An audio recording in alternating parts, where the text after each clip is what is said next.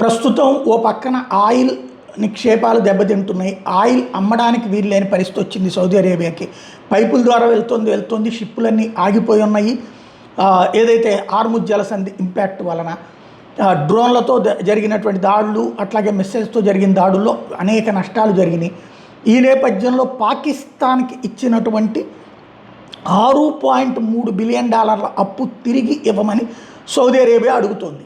కారణం ఏంటయ్యా అంటే, మొన్న ఈ మధ్యనే సోషల్ మీడియాలో పెద్ద ఎత్తున ప్రాజెక్టులు కూడా చేశారు. సౌదీ అరేబియా, పాకిస్తాను, బంగ్లాదేశ్ కలిసి ఒక ఒప్పందానికి వచ్చేసినాయి. వాళ్ళల్లో ఎవరి మీదకి వెళ్ళినా సరే ముగ్గురు కలిసి వస్తారు. అది ఇస్లామిక్ రాజ్యం అంటే భారత్కి చుక్కలు చూపెడతారంటూ మన దేశంలో ఉండి మన తిండి తిని వాళ్ళ వైపు కూర్చునేటటువంటి దరిద్రులు కొంతమంది కోతలు కూడా కూశారు సోషల్ మీడియాలో.